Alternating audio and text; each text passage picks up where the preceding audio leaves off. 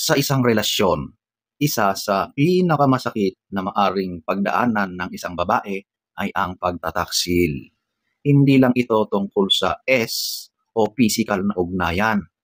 Ang tunay na sakit ay yung paglabag sa tiwala, ang pagkasira ng pangakong kayo lang dapat.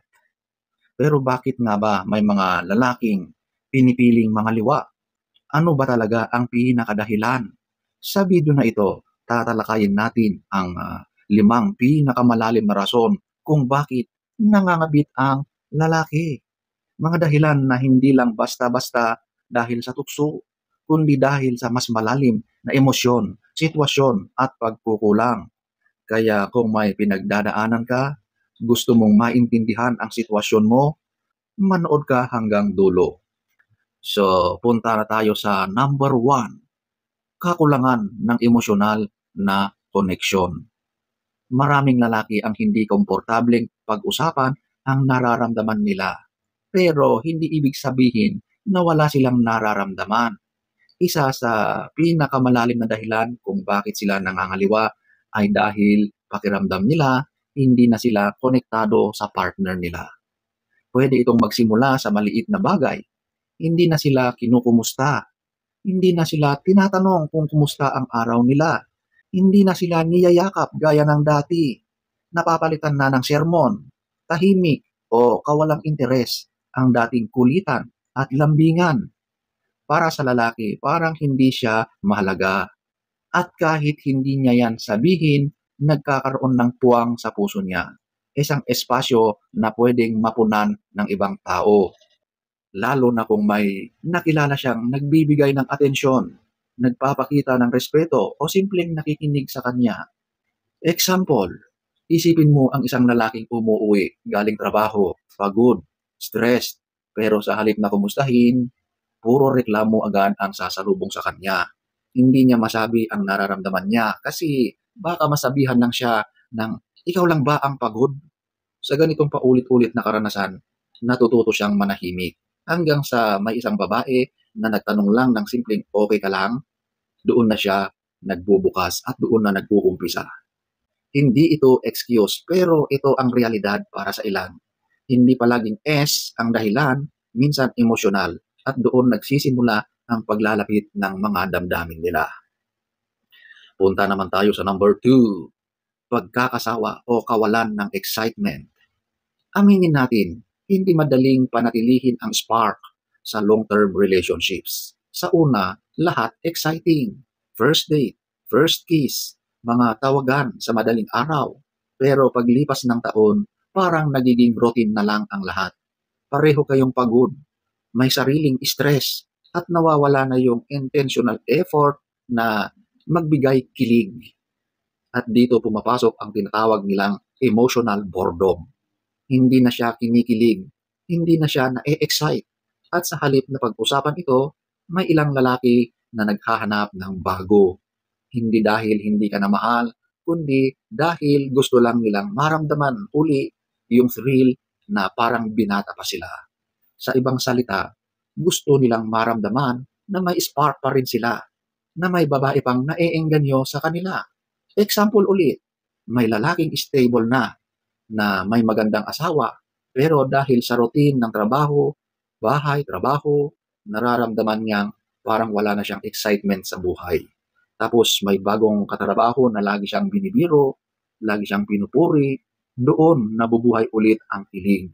At kung mahina siya sa self-control, pwede siyang matukso. Pero tandaan, hindi ito dahil kulang ka. Minsan, kulang siya sa maturity at commitment para panatilihin ang spark sa inyo. Punta naman tayo sa number 3, kakulangan sa physical na intimacy. Ang intimacy ay hindi lang tungkol sa Kasama dito ang haplos, yakap, halik, at yung sense na gusto pa rin ako ng partner ko. Kapag lumamig ang physical affection sa relasyon, posibleng maramdaman ng lalaki na hindi na siya kanais-nais. Hindi na siya desirable, hindi na siya mahal. Minsan, may mga babae ring lumalayo sa intimacy dahil sa stress, sa hormones o pagkasawa na natural lang naman. Pero kung hindi ito napag-uusapan, pwedeng magdulot ito ng distansya. At kung may ibang babaeng nagbibigay sa kanya ng atensyon o physical na affection, marami doon ang nahuhulog. Example, isang lalaking ilang buwan nang hindi nalalambing o hinahalikan ng partner. Hindi nila ito pinag-uusapan, pero ramdam niya ang lamig. Tapos sa isang party, may babaeng biglang niyayakap siya at sinasabing, ang gwapo mo ngayon. Sa simpleng gesture na yon, biglang nabuhay ang damdaming akala niya wala na. Again, hindi excuse ang pangangaliwa, pero dito natin makikita kung gaano kahalaga ang komunikasyon at lambing sa relasyon. Punta tayo sa number 4. Mababa ang emotional maturity o self-control. May mga lalaki talagang mahina sa tukso. Hindi dahil kulang sila sa partner nila, kundi dahil kulang sila sa disiplin o disiplina sa sarili. Ito yung mga taong laging naghahanap ng validation, mahilig sa atensyon, o kaya pinalaki na parang pwede lahat, walang accountability. Kapag may opportunity, hindi sila nag-iisip ng consequences. Hindi nila naiisip na pwedeng masira ang pamilya, ang tiwala, o ang sarili nilang pagkatao.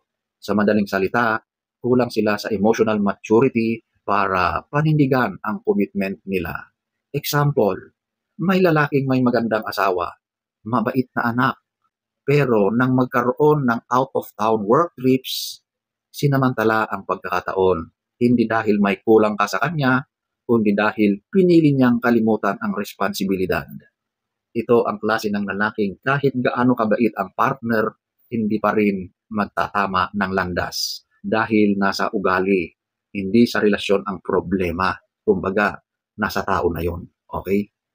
So, punta naman tayo sa number 5. Midlife crisis o personal struggles. Pagdating ng edad na 30, 35, 40, 50, maraming lalaki ang dumadaan sa tinatawag na midlife crisis. Nagsisimula silang magtanong, ito na ba ang buhay ko? Wala na ba akong dapat abutin? Wala na ba akong halaga? Sa paghahanap nila ng sagot, may mga lalaking nadadapa. Akala nila sa ibang babae nila mahahanap ang sagot. Minsan, may insecurities sila sa katawan nila, sa trabaho, o sa kung anong narating nila. Kaya naghahanap sila ng nakakapagbigay o feel young ulit sa kanila. At sa maling paraan, minsan sa pambababae o pangangabit sila napupunta. Hindi dahil sa babae, kundi dahil sa krisis sa kanilang sarili. Example, isang lalaking 45 years old, medyo nawalan ng confidence, laging nagmumuni-muni, parang hindi na masaya sa buhay. Tapos, may nakilalang mas batang babae na nagpakita ng paghanga sa kanya. Bigla siyang nagkaroon ng bagong energy at pinili niya itong sundan kahit mali. Sa ganitong sitwasyon, hindi lang relasyon ang dapat ayusin, kundi yung personal issues ng lalaki. Alam niyo, ang pangangaliwa ay hindi kailanman tama. Pero kung mauunawaan natin ang mga ugat nito, mas kaya nating harapin, iwasan at pag-usapan ang mga senyales bago pa ito lumala. Para sa mga babae, hindi mo kontrolado ang gagawin ng partner mo, pero may kapangyarihan ka para mapanatili ang koneksyon, komunikasyon, at intimacy sa relasyon nyo. At kung hindi mo kayang ibigay lahat, huwag mong i-blame ang sarili mo. Minsan ang problema ay hindi ikaw, kundi siya. At kung hindi siya marunong pumili ng tama, hindi mo responsibilidad na saluhin lahat. Ang mahalaga, matuto ka, mahalin mo ang sarili mo, at huwag mong hayaan na pagkakamali ng iba ang sumira sa halaga mo. So, sana ay nagustuhan niyo ang ating topic for today. Next story time. Don't forget to subscribe.